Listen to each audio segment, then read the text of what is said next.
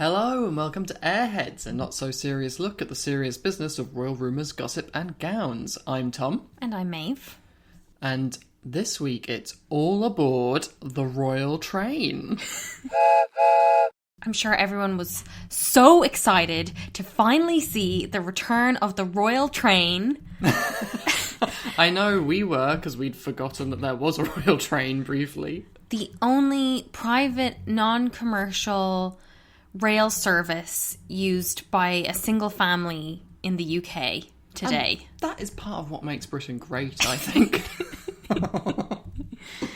On Sunday, as you all know, I'm sure, Prince William and Kate Middleton headed out on their 3-day #Royal Train tour with 10 stops around Scotland, England and Wales, which their spokesperson said aimed to shine a spotlight on the incredible work that has been done across the country throughout this difficult year and to share their gratitude on behalf of the nation for all those supporting their local communities ahead of the Christmas holidays. Well, the Telegraph got right on it and reported that, according to one well-placed source, lockdown has taught the couple not only the value of the royals in times of crisis, but also the importance of their power to be agents of the nation's gratitude. That's one way of putting it.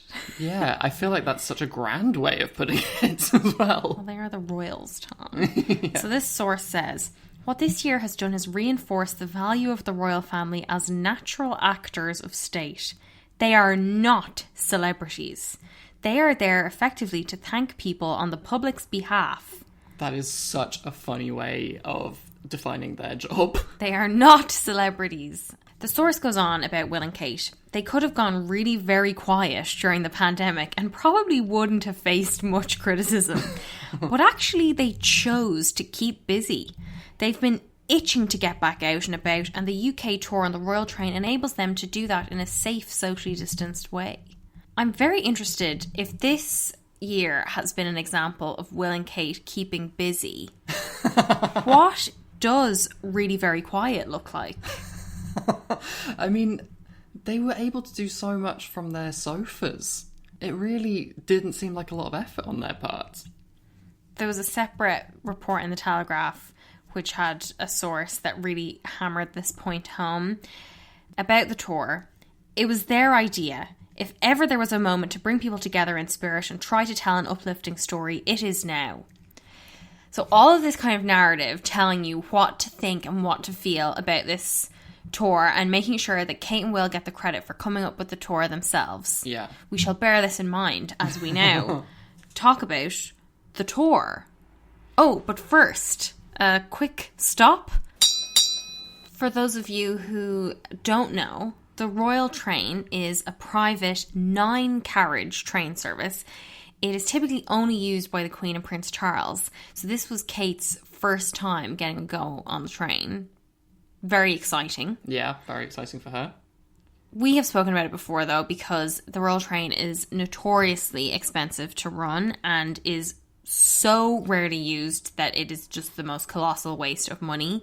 We talked a few months ago when the royal accounts came out that showed that the Royal Train was only used 3 times last year, once by the Queen and twice by Prince Charles.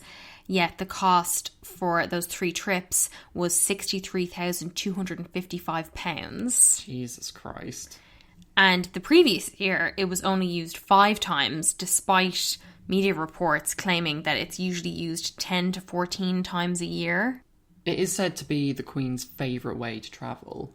And I guess this is one way of justifying its existence and making sure it doesn't go, actually entirely unused for a whole year. Well, you think this whole tour was to protect the train? Yeah, I do. I think that this insistence on, it was Will and Kate's idea, they came up with the whole idea themselves, makes me think it wasn't their idea, but rather was cooked up by other members of the royal household in order to preserve this ridiculously antiquated train that they have.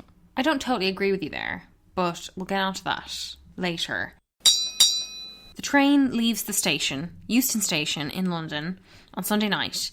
Just before they get on the train, though, they get to hear a little mini concert with Shakin' Stevens serenading them with Merry Christmas, Everyone, a favourite Christmas tune of everyone, all of ours.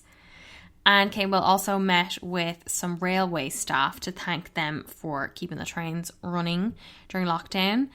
I was particularly interested, though, in the photos of Kate writing a message on the whiteboard. If you haven't been to London, I guess one of the big things about TfL or Transport for London that I've noticed in my years being here is that they're just nuts about whiteboards. Oh, yeah, you'll get like a thought for the day. I think there's a separate social account for the boards. As there should be.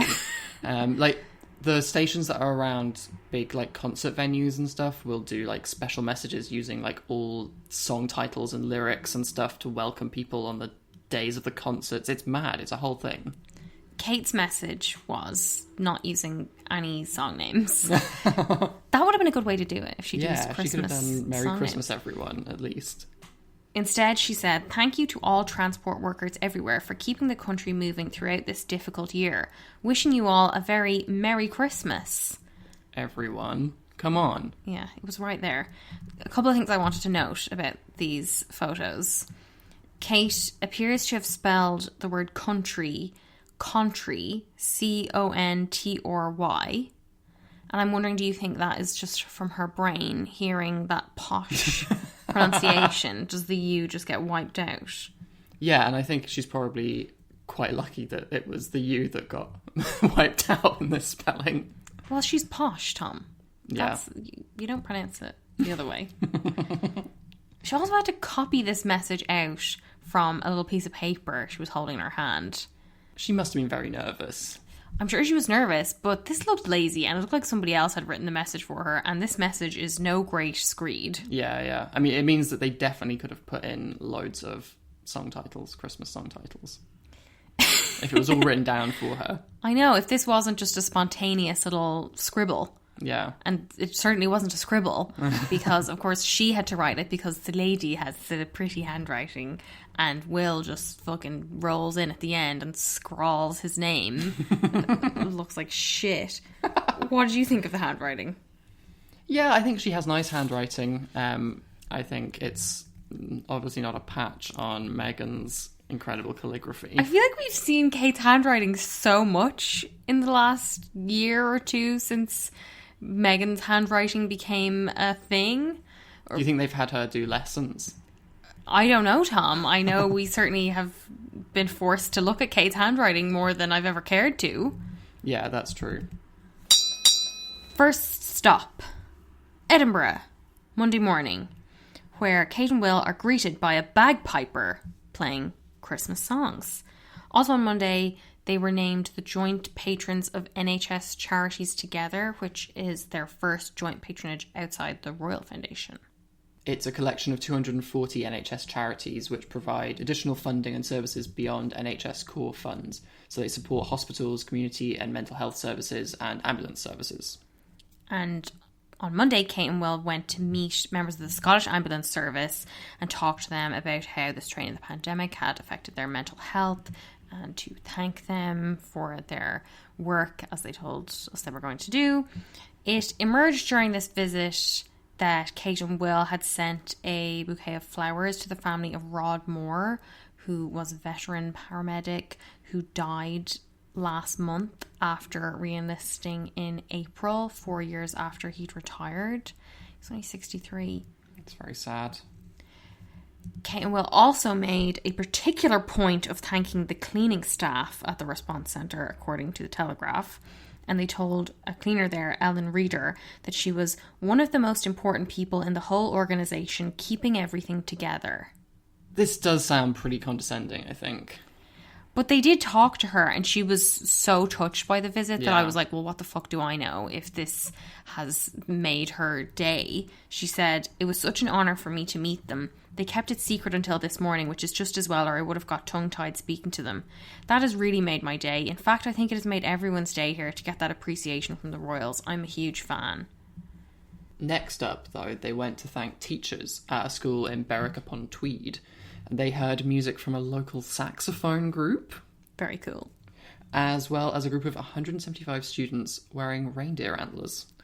Which was appropriate for more reasons than one, because Kensington Palace had arranged for Rent a Reindeer, a company in Durham that rents reindeer, to bring along 3 of them named Chaz, Crackers and Eccles, who was only a 6-month-old little calf, to meet the kids. And I thought that was so cute. That's so cute. And also I feel like this is exactly what I want from royals, because like magically procuring reindeer to meet kids is like the kind of Netflix Christmas movie royalty move that I feel like can only really be done by royalty. Are you thinking of the pictures of Camilla with the reindeer last year? Oh, that was so good. That was a whole different world we lived in then. Later, Kate and Will went to Batley Community Centre to meet volunteers who had supported the elderly during the pandemic. And they spoke to a man named Len Gardner, who is an 85-year-old caregiver to his wife who has Alzheimer's. And Tom, I was a total sucker for this story. I thought this was so sweet.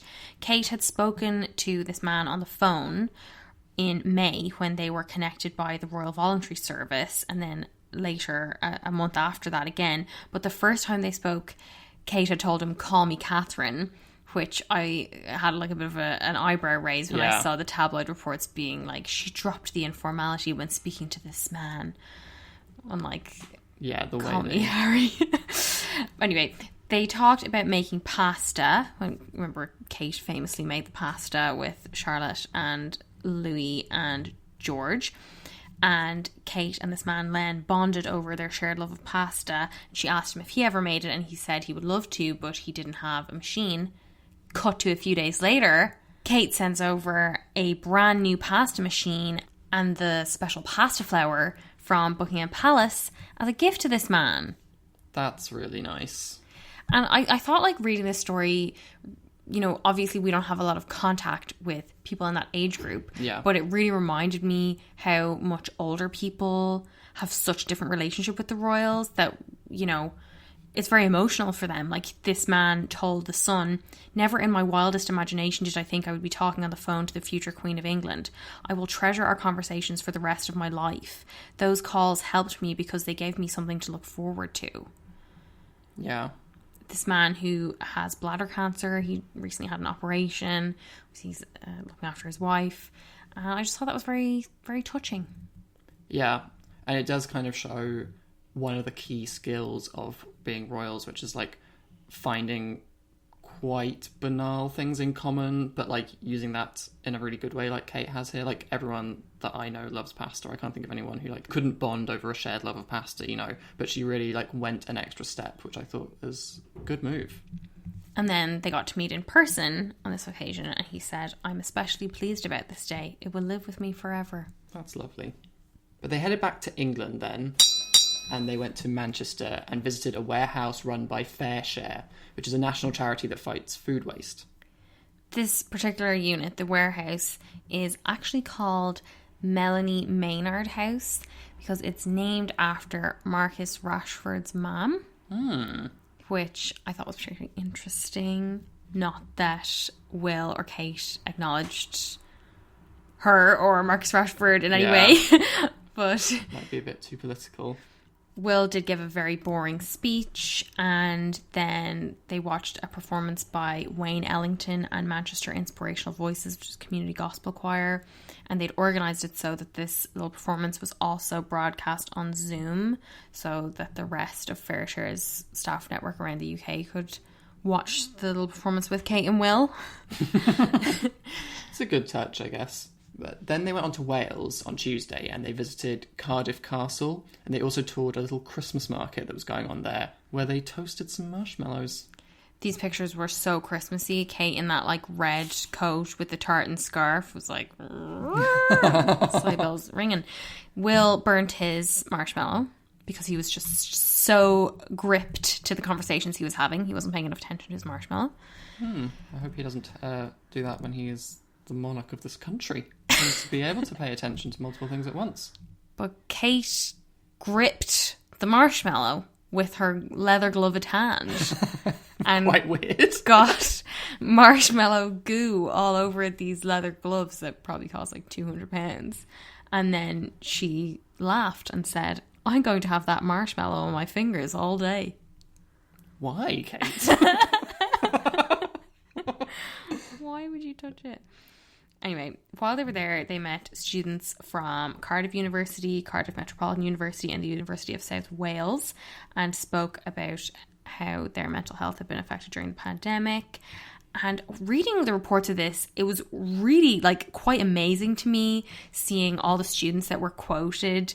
Like some of them were like 19, 20, 21 years old, and they were like gushing about Will and Kate, like just talking about how nice they were, how friendly they were, what a great time they had together, almost like starstruck. Yeah. And I didn't think people that age gave a shit about like Will and Kate Yeah. at all.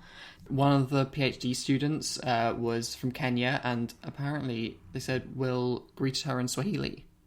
Yeah, she was really impressed. Well, yeah, you would be really impressed. That's great work from Will. Kate and Will also took part in a little Secret Santa gift swap, which had a budget of £10. Their gifts were Will gave a mini table football set, Kate gave a Prosecco Pong game that cost £13.99. Get out. I don't think you're allowed to become Queen Consort if you've committed a crime like that. It's just so funny to me. It's like, we're relatable, we're just like the rest of you, but I have no idea where I'd get something for less than £10. I just have to spend a little bit over. The ones they received, though, Kate received a traditional Welsh love spoon, and Will was given a Guinness coaster flipping game from a student named Luke, who told People magazine that Will said to him of this gift, "That speaks to me." Legend. I bet he can flip loads of coasters. I have to say, I wasn't expecting today that I would be Googling Welsh love spoon, but... Do you know what that is? No, I couldn't bring it to Why mind. did I know that and you didn't? Like, they looked familiar once I saw them, but I, didn't immediately come to mind. You've got Welsh in your blood as well, don't you? I know, yeah. I felt very embarrassed.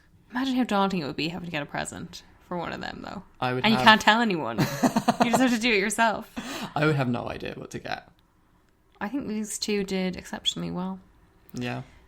Kate and Will were also asked what they're doing for Christmas, and they said they haven't decided yet, which was interesting. Yeah, Will said, it's so difficult. We're still trying to make plans. It's difficult to know what to do for the best. For the best Christmas? For the best of the nation? The best dinner. Can Carol Middleton make the best dinner? Can Carol Middleton give me a Viennetta? Can Carol Middleton give me a grilled cheese toasty in front of the TV? And can I lay my head in her lap? Okay, they're done with Wales. Then they go to England, to Bath, where they met some kids who were just out of cancer treatment at the train station, and then went on to visit a care home where they spoke with residents and employees. The residents there usually have like an annual carol service, but this year the choir came to them and performed outside the home in a kind of socially distanced manner. Yeah, I thought it was good that, like, it looked from what I could tell from these photos that all the stuff they were doing was outside and they were still wearing masks, which is not what they did consistently throughout this tour. But there were a bunch of photos of the residents of the home at these, like, open patio doors waving out at Kate and Will, and they all had their Union Jack flags and they just looked absolutely ecstatic. Like, just another reminder to me that old people just fucking love the royals. Yeah, I mean, I do think that them visiting a care home, there are like a lot of people in the country who can't visit relatives in care homes, and I can see that this is like really nice for the residents who got to see Kate and Will, but I feel like we'll talk a bit about the reception for this tour, but I do feel like there's probably a lot of people looking at that and being like, so Kate and Will get to visit? Oh yeah, well, we talked about this a few months ago when they did this exact same thing. And some of the residents' families were like, I haven't been able to see my father. Yeah. The penultimate stop was to meet the nurses and midwives at the Royal Berkshire Hospital in Reading, which is where Kate was born. Nearly 39 years ago. They said, welcome back, Kate. Last time we saw you. But anyway, that was cute. Then, the grand finale. They wheeled out the big dogs. Reunion with the Queen at Windsor Castle. They really pulled out the top brass. We saw the Queen, Prince Charles, Camilla Parker Bowles, Princess Anne, Prince Edward, and Sophie Wessex. The gang's all here. They had a carol performance. Apparently the Queen very quietly sang along. Yeah, they said they saw her mouthing the words. If it's not God Save the Queen, she's not interested. And they posed for socially distanced photos with the Queen right in the centre. In her Mrs. Claus costume with her candy cane striped scarf, bright red hat, bright red coat. People absolutely loved these photos, though. Yeah. They were just over the moon. When they were leaving, Will was heard saying, "Bye, Gran," to the Queen, which is like another kind of detail that people absolutely love. Yeah, he made sure he was overheard saying that. Bye, Gran! I think, though, this is basically, like, we knew this was coming, and they had to do some kind of, or they wanted to do some kind of big photo op, because we're not going to get that Sandringham Christmas Day church walk that we usually see. But I also think they really needed something like this to close out this train tour, because the reaction was really surprisingly mixed.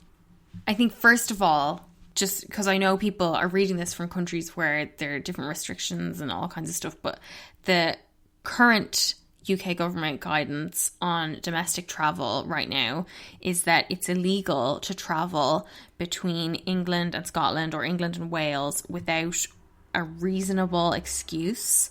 And there's like a few different things for that, one of which is travel for work. And the Telegraph noted that sources at Kensington Palace insisted that the Royal Train Tour is work that could not be completed via Zoom. Which, I agree that they couldn't have done all this via Zoom, but they also didn't need to do this work in the first place. So that kind of is a weird loophole, I think. And it just meant that the conversation around this from various politicians and also in the media, in local media in these countries, was striking.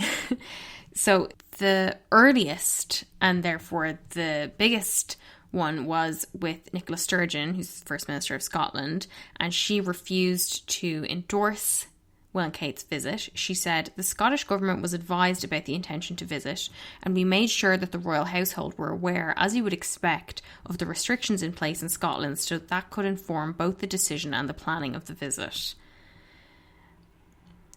Now, kind of had to dial it back a little bit by later saying, well, a spokesman later saying that the First Minister welcomed the support shown by the Duke and Duchess for Scotland's NHS.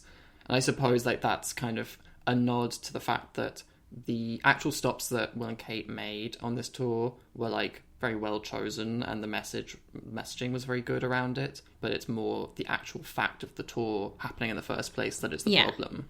And you might remember we spoke earlier this year about Prince Charles and Camilla pissing off a load of Scottish people by travelling to their home in Burke Hall just after people were told not to travel to second homes in Scotland. But clearly the royals have not learned anything from this, because a lot of people were very angry about that. And there was a lot of discussion in Scottish media at the time, and a number of the Scottish columnists mentioned that in their coverage of this tour. But before we get on to that, there was one other political comment that I saw going around that I thought was quite interesting. Yeah, so Martin Doherty Hughes, who's MP for West Dunbartonshire, he's a SNP minister, called the Cambridge trip a vanity tour, and said to the Telegraph, "It'll take more than wearing a tartan scarf to protect the Earl of Strathern from the chilly reception this trip has had from Scots. While even ardent Republicans like myself can appreciate that the royal household have a role in raising awareness on issues connected to the pandemic, the message that this trip sends is entirely the wrong one." I mean, it's strong words, not particularly surprising. Yeah, I thought it was quite balanced, actually. Even to just acknowledge the fact that, yes, part of their job is to, talk about the pandemic and, thank people and raise awareness of mask wearing and all that kind of thing, rather than just being these people don't have any role at all. I thought it was balanced, but yes, like you say, strong condemnation. And a lot of the national media coverage of this was, Sturgeon's comments were sour grapes, and Kate and Will are victims of their own success. Sturgeon doesn't want to be overshadowed by the royals, that kind of stuff. Local media in Scotland, though, from what I could see, was broadly negative. I thought there was a really interesting piece in The Scotsman by Martin McLaughlin, who wrote that the implicit contract between the monarchy and the people has been strained during lockdown. And he was talking about this idea of how the Queen feels we need to be seen to be believed. And he wrote, the monarchy has drawn its ever-renewing strength from the idea that it is uniquely placed to galvanise the nation through torrid times. Yet throughout the coronavirus pandemic, it has failed to do anything of the sort. He said that Will and Kate had failed to grasp the public mood with this tour. And he said the most jarring thing about the tour was a sense of an institution overreaching after an extended period of dormancy. That was a fascinating way of putting it. Yeah, because... And so true. Yeah, absolutely. It's very true. And it's very much flying in the face of what the palace is saying about their activity during the pandemic. Exactly. Because to the rest of us, it looks like they did go really very quiet. Yeah. For 9-10 months. Yeah.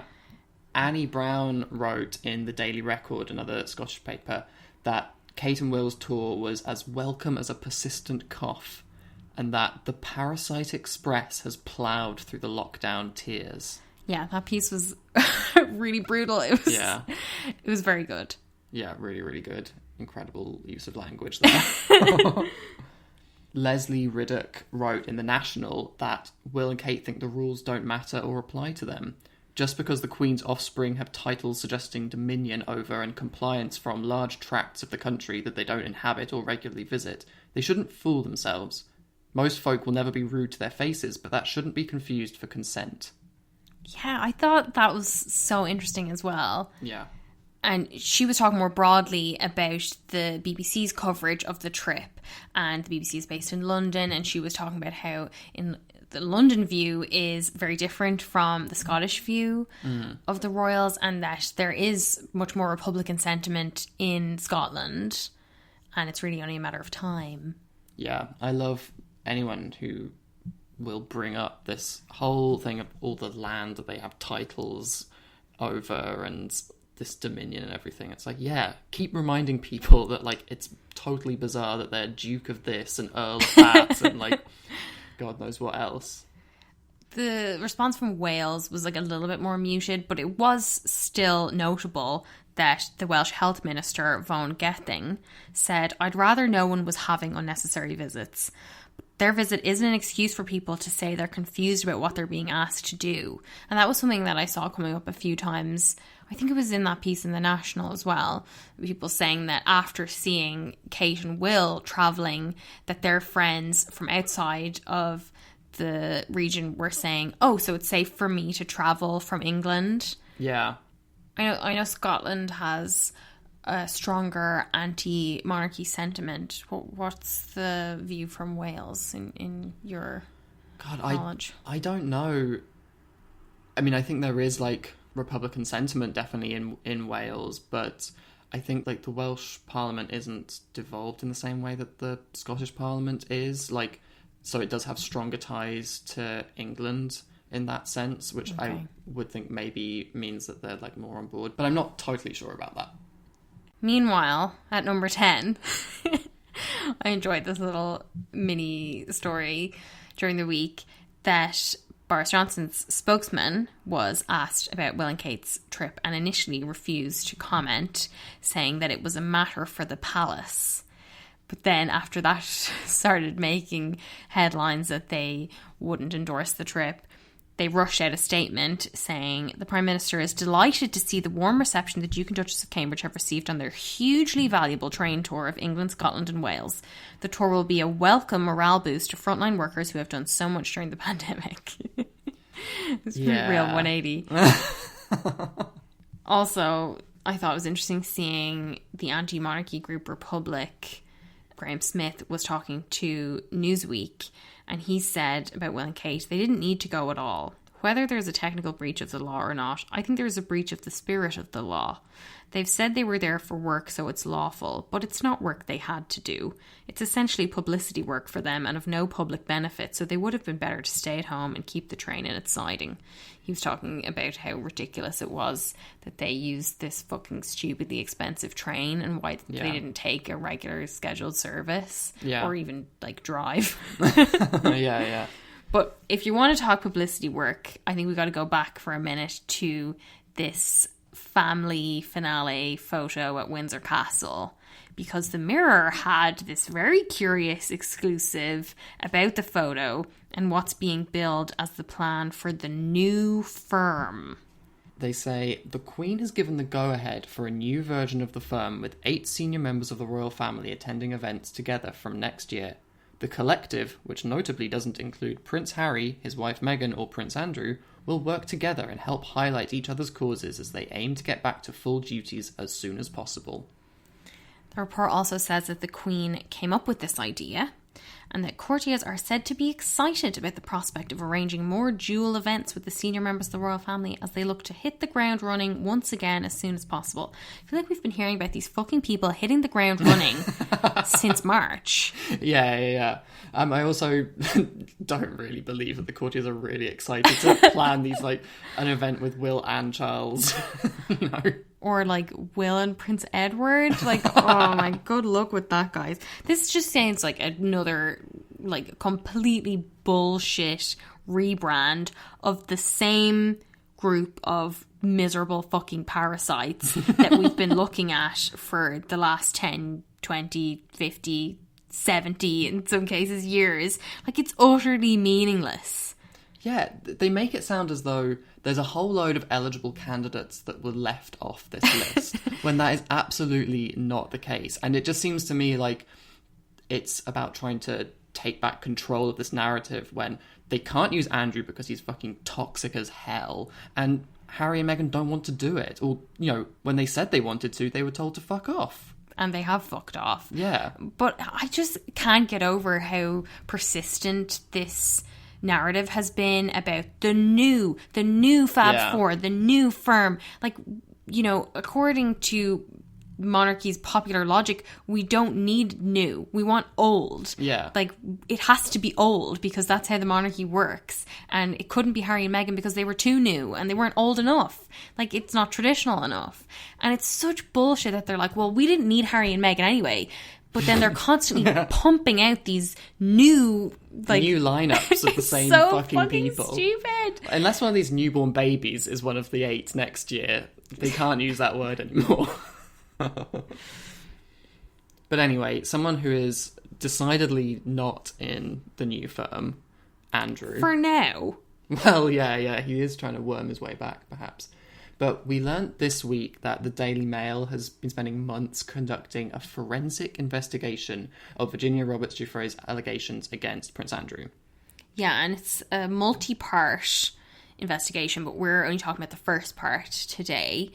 Now, the Mail says that they have gotten the testimonies of previously unheard witnesses, they've found news sources, confidential documents, they've gone through thousands of legal exhibits from the Epstein cases, blah, blah, blah, blah, blah.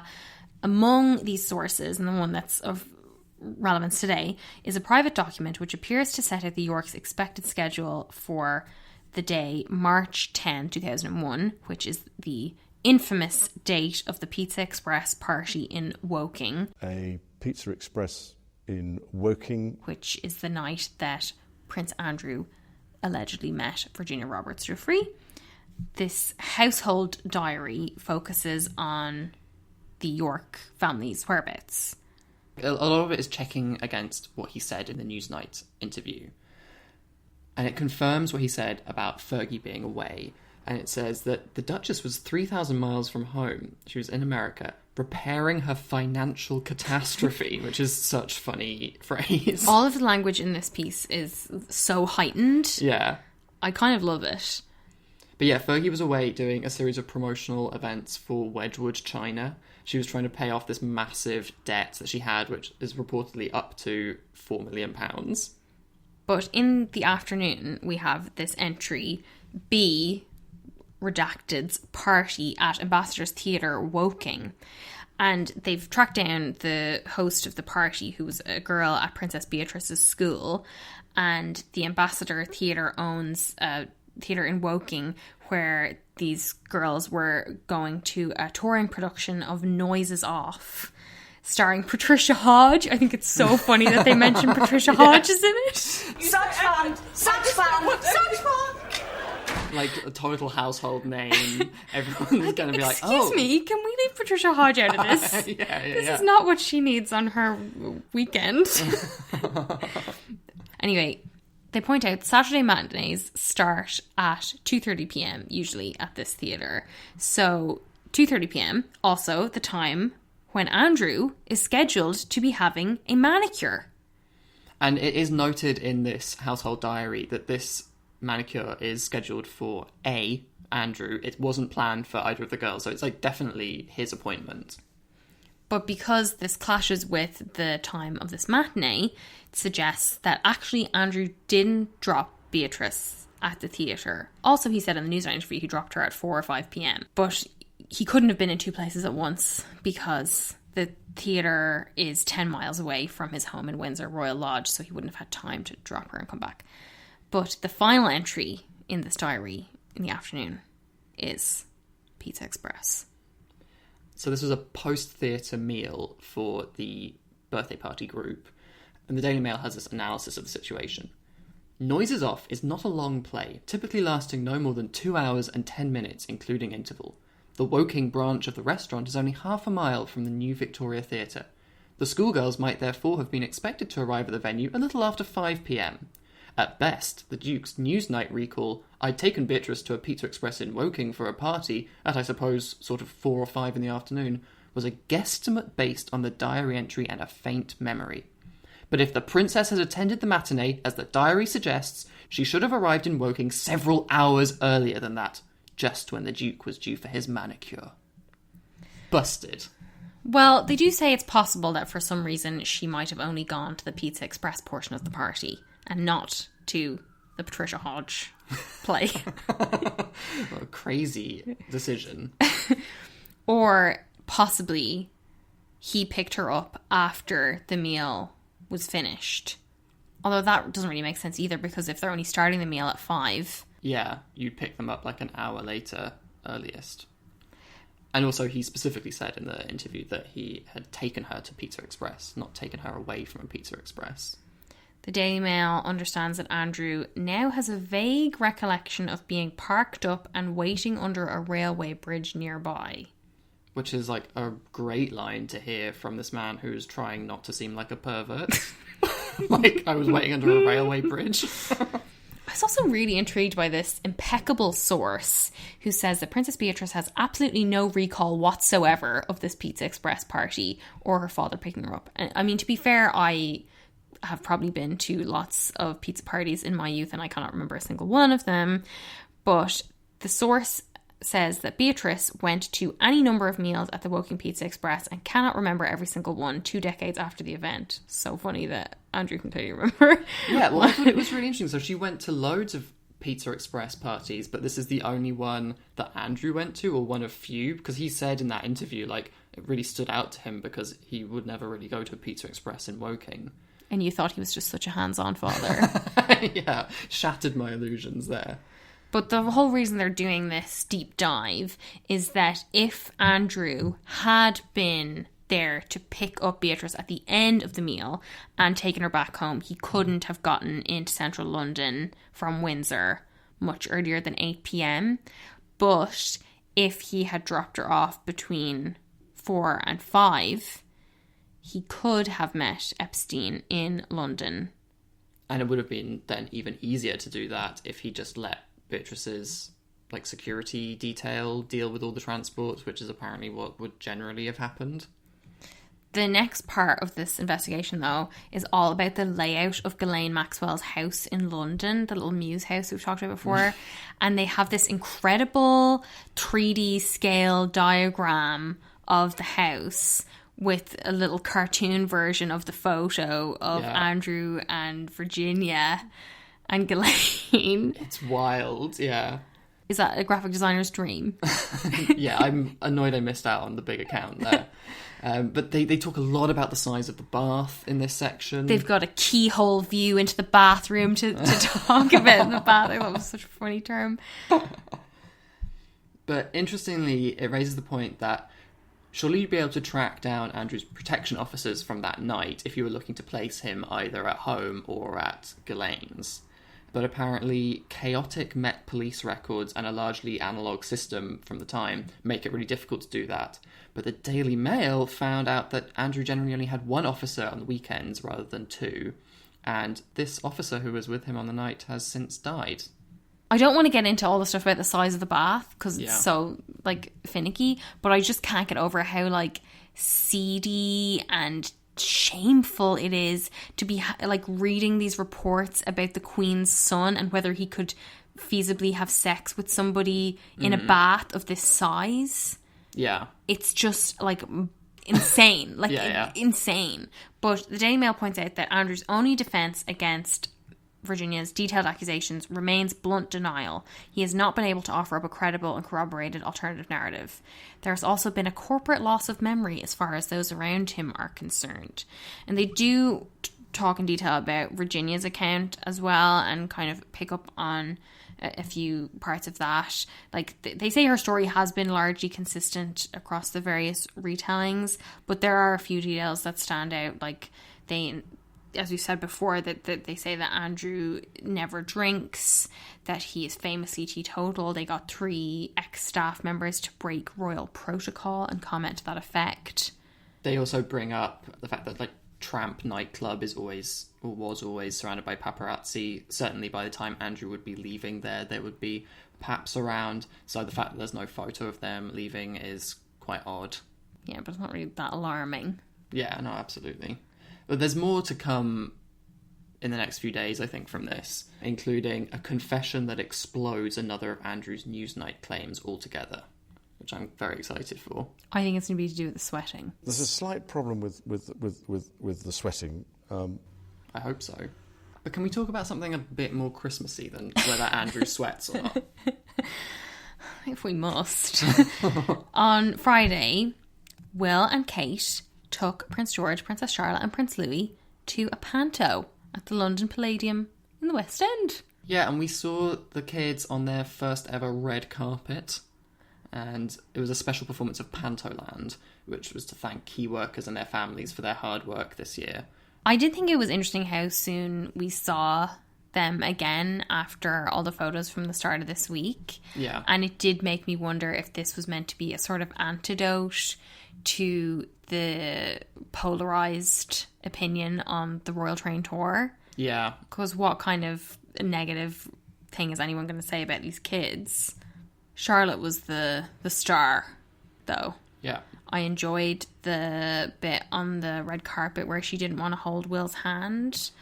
And then later, the Telegraph reported that, so Will gave another really boring speech. And then when he came up to the royal box afterwards, Charlotte did a comic face palm. Really good. That's very funny. Yeah. That's very funny.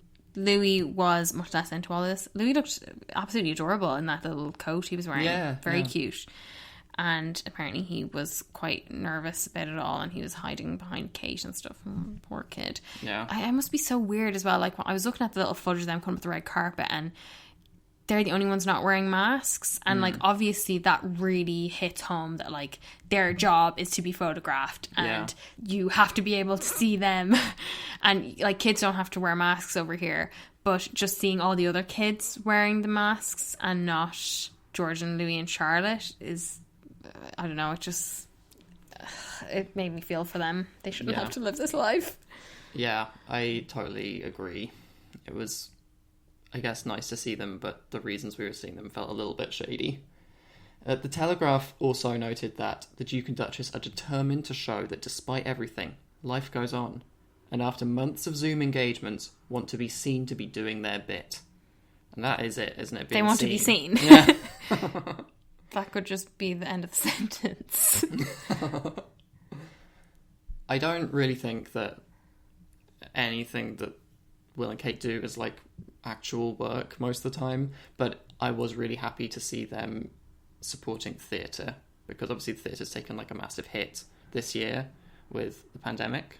Yeah, and I saw like a lot of people saying that they were much less comfortable with this than with the Royal Train Tour, and I'm just like, for fuck's sake. Like, we went to the theatre last week. There's a lot of new measures that have been brought in, and everybody wears masks the whole time, and you're totally spaced out from everyone. Yeah. And it's freezing cold. There's so much ventilation. Yeah, I mean, I actually felt better about them going to the theatre than them, like, driving a train into three different countries. I was like, what the fuck? Why couldn't they just do that? Yeah. Like, that photo is so much nicer than all the random photos of them going around on the train. Yeah. Like, I was really struck by that because, you know, some people were saying, why couldn't they have just done some stuff at home of them, like, decorating the tree or baking together or whatever? And it's like, well, that's so insular. Like, that's just about the family. And obviously they want to do it as a kind of outreach thing. So I can understand. And, like, I did find some of those stories and those encounters were really sweet and moving. And, you know, I thought it was a really good idea. I do think that the fact that they've done this while it is currently illegal to travel between countries is spectacularly ill-timed. Yeah. I mean, I think, you know, we had our first few people vaccinated in the UK this last week. Wait a few months, do this train tour halfway through next year, and it would, I think, be a like roaring success. You can visit the people who got vaccinated, you can visit the people who are doing the vaccinating. Like, you know, no one's going to have a problem with it if you do it at the right time. But like you're saying, it just seemed like a very poorly timed thing this year. And like, it was really, like, I thought they did a good job on social media of, you know, David Watkins, Digital Dave at it again. Some of the choices were a little bit unusual. Wasn't sure about that shot in the tuba. But I thought, like, you know, it was very dynamic, like, pretty cheesy, but, you know, that's Kate and Will all over. I did think, like, it was quite hard to follow because they were packing so much in. And I was sort of thinking, like, if they just did, like, one of these things in Norfolk or in London, that would kind of, like, do the job. Absolutely. There was a piece this week in the Daily Beast by Tom Sykes talking about the Sandringham Christmas celebrations and how the Queen has called them off. So instead she's going to be spending a quiet Christmas in Windsor Castle. It's just like, what is that sentence? That's a quiet castle Christmas. With Philip. Well, it's probably going to be quiet then. The main takeaway from this piece, which was really well summarised by Celibacy, is that Kate, Camilla and Sophie are probably really delighted because they normally have to choose who to spend Christmas with. There's no extended family allowed to come to the Royal Sandringham Christmas, so they have to decide to do that or go see their family.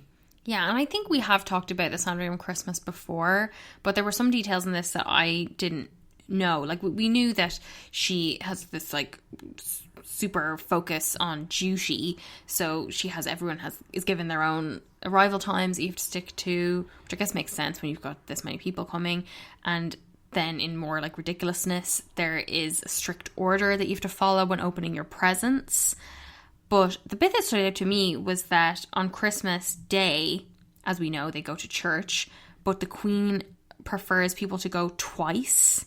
Yeah, I was really surprised by that. And I also didn't realise that the reason that they open their presents on Christmas Eve is because the Queen wants Christmas Day devoted to worship and not have this consumerist fest of opening their joke presents to each other to ruin it. I mean, maybe that makes sense because of her role in the Church of England. But I can fucking tell you right now, Prince William is never going to do this.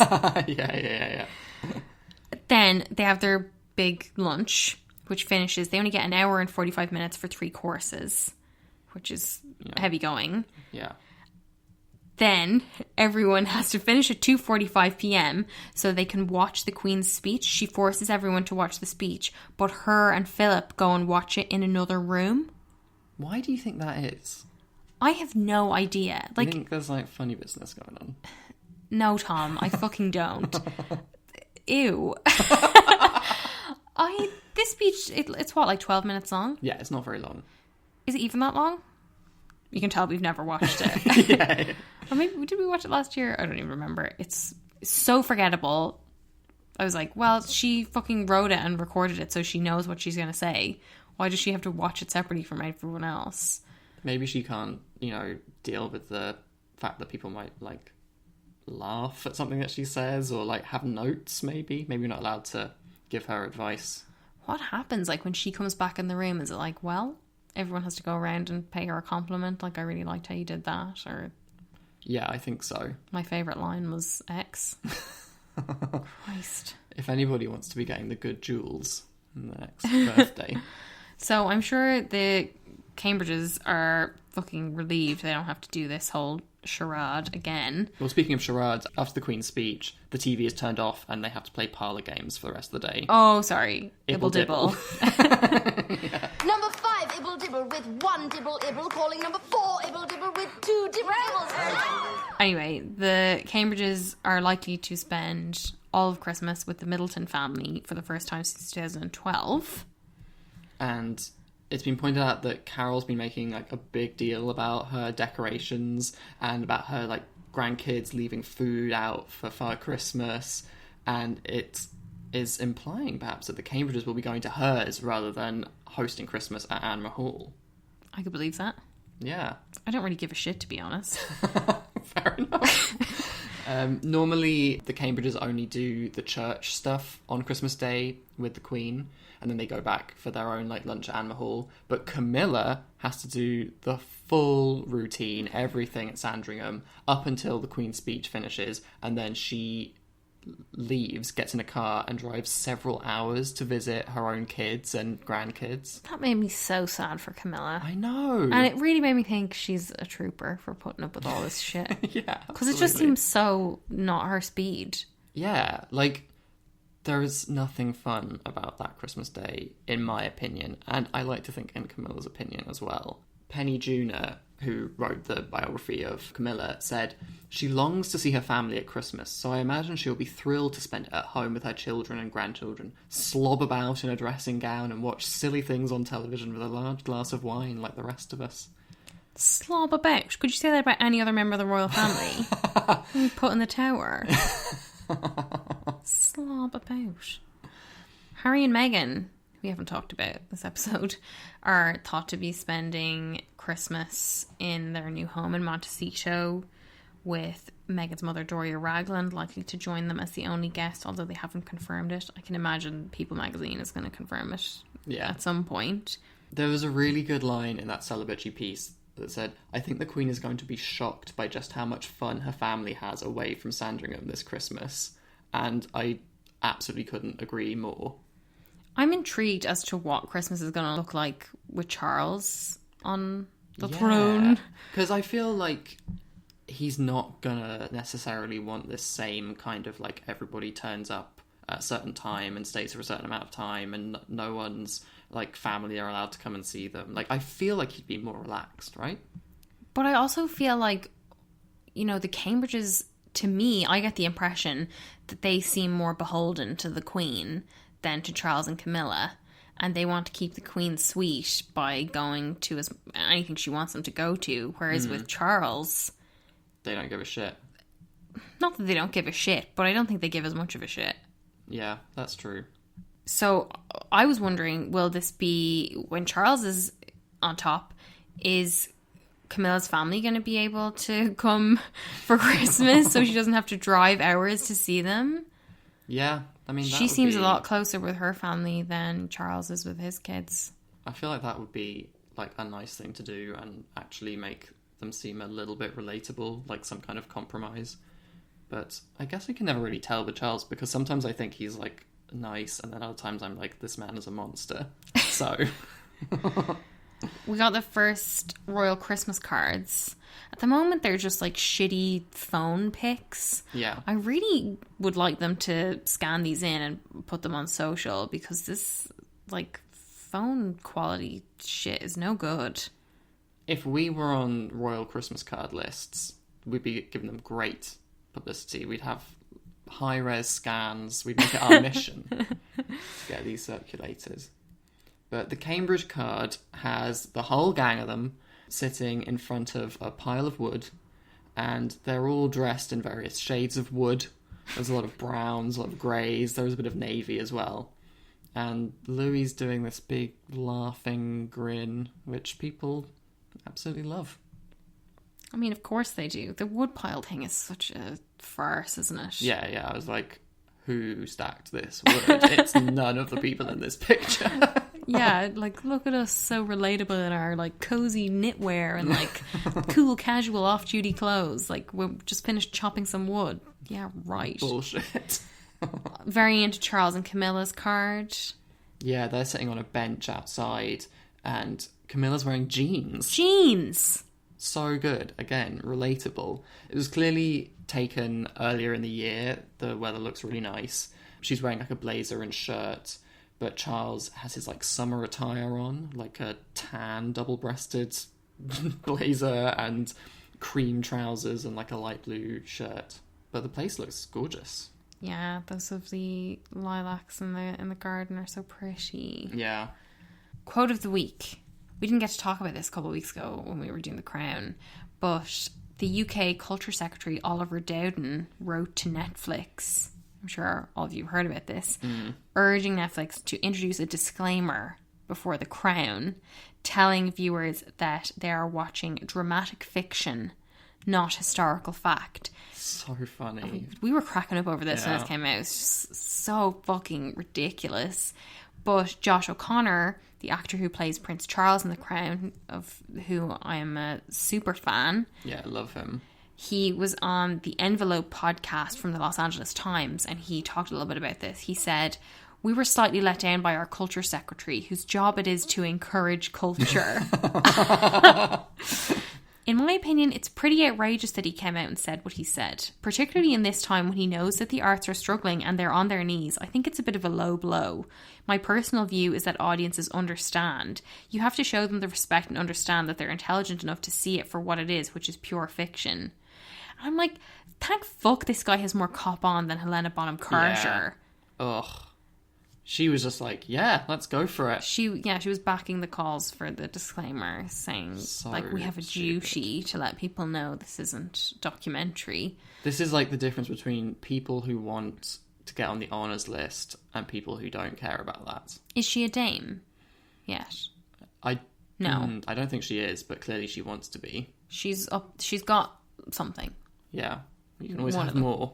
Yeah. But yeah, I really liked that from Josh O'Connor. I love him more and more. Something else we loved was our Fit for a Queen this week, which was obviously one of Kate's looks from her tour. She wore 5.5 outfits. Half because she changed a jumper for one. And that's my favourite one. Our collected favourite, I think. Yeah. When she was in Manchester, so she had the navy Hobbs coat, the navy jigsaw trousers, the navy pumps, the navy suede gloves. Holy fuck. Overkill. All slightly different shades of navy. Kill me. But loved the Fair Isle jumper she had on from Brora. And she wore them with little faux pearl drop earrings from Simone Rocha. Yeah, really, Love really nice. that. It really, like, pulled it together, all those disparate blues. Yeah. No, she looked great. And on this tour, all of her coats were rewears, and 4 of them are from this year, which was, I guess, a way of reminding us all about the work that she's done this year. Work. Yeah, work. Inverted commas. I did think that was clever, though. This coat, the Hobbs coat, was the one that she wore back in February with that heart print scarf just for Valentine's Day. That was nice. Cute. Yeah. Also, with all of these outfits, she wore a lot of British designers. I think it was almost all. I know she had some Ralph Lauren boots on, but I thought that was quite a wise little savvy patriotic move, championing British design. Yeah. And just in general, I felt like this tour was such a welcome break from the usual, like, parade of coat dresses we see her in. And, you know, she did do another bit of the flag dressing, like when she was in Wales, she wore the red coat. Mm-hmm. But I do think this kind of tour calls for a certain level of overtness in how you dress, particularly with social distancing and, you know, all that kind of stuff. So I didn't mind it as much here as I did on the Ireland tour earlier this year. Yeah. I also felt like this outfit was particularly modern.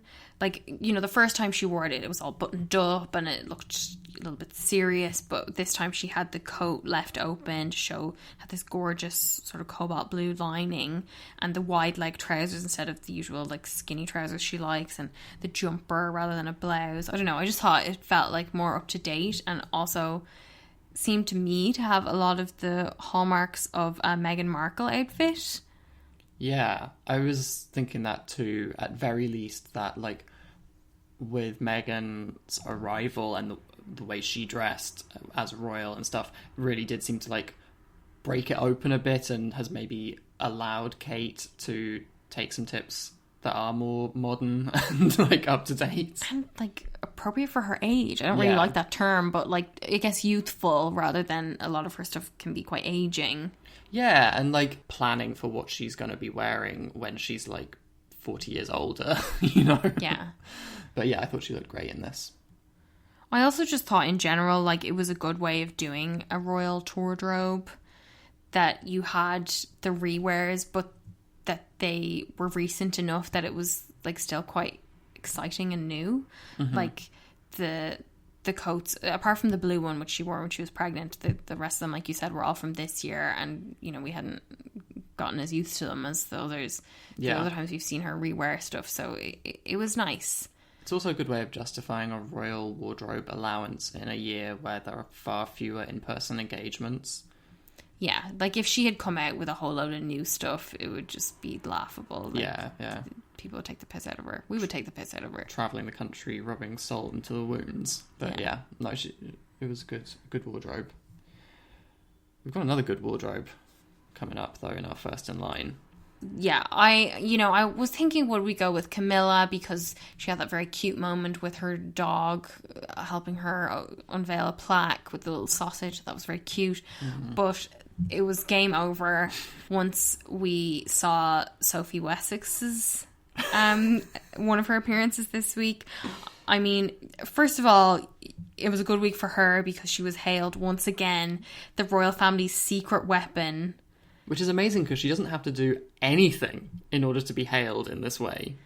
And these people just keep repeating this line with a straight face. This was in the Mirror's report about the plan for the new firm, which claimed she has quietly steadied the ship after a tumultuous period for the firm. I find it so... Anytime I see a royal being described as quietly doing something, I'm like, what the fuck was quiet about this if you're telling us about it in the Mirror? But, and especially so often, you know, like constantly saying this about Sophie. This has been Sophie's year, if you listen to media reports about Sophie. You won't have noticed it in any real way whatsoever. If I went outside and if I knocked on our neighbour's door and I asked them, do you know who Sophie Wessex is? They would have a fucking clue.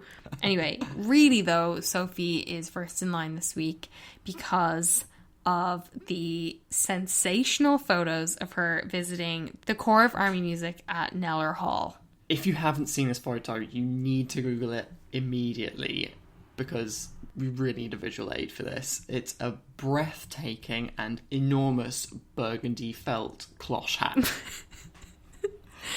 And it looks ridiculous. The proportion of it is wild. It's I was going to say it's unlike anything I've ever seen before, but actually Princess Beatrice wore what looks to me to be the exact same hat in a very deep purple shade at the Christmas celebrations in 2005. Poor girl. I was trying to track down who made this hat. The only report I could see was that it was a Philip Tracy design. Yeah. And, I mean, I was speechless. Well, I was speechless, but I was also, like, heaving, laughing. I tried to, like, send it to you and play it cool so that you wouldn't get too excited about it. You didn't really play it that cool. It was one of the funniest things I've ever seen. Because, like, when I heard you laughing, I was like, how funny can one photo be? And then, you know, even though I was primed for it, I looked at it, and every single time I've looked at it since, I cannot stop just, like, absolutely bursting out laughing. I just couldn't believe that they had pictures of her wearing this hat in the same week as describing her once again as a secret weapon of the monarchy. Like, it just seems like a total joke. Well, it also was an absolute gift to us. Oh, yeah, of course. So thank you, Sophie. I appreciate that you went really big this time. And this might be her first ever first in line for us. So, good work. I'm not keeping track, but yeah, sure. What have we got coming up next week? Well, I had thought this would be our last episode of the year, but then they just did so much. We didn't get to talk about our year in review because we wanted to do a little look back on this, you know, frankly seismic year for the monarchy between Meghan and Harry, Andrew, the Crown. Like, there was so much this year that we wanted to do our top 10 moments of 2020. And we're going to do that next week. Yeah. So look forward to that. And thank you so much for listening. And we hope you have a great week. Bye. Bye. Tippity-toppity, down with the Nazis.